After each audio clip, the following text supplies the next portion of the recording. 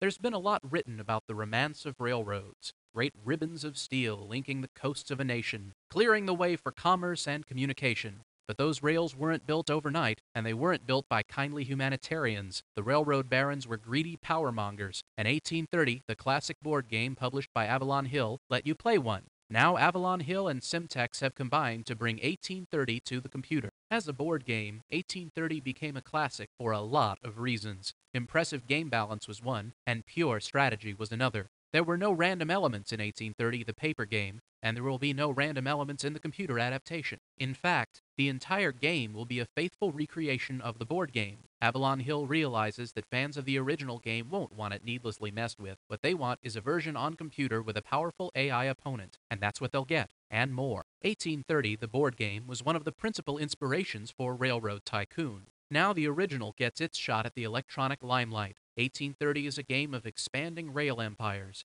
To win, you've got to grab territory, break through your opponent's lines, and monopolize regions. Unlike other railroad strategy games, however, 1830 has a strong finance element.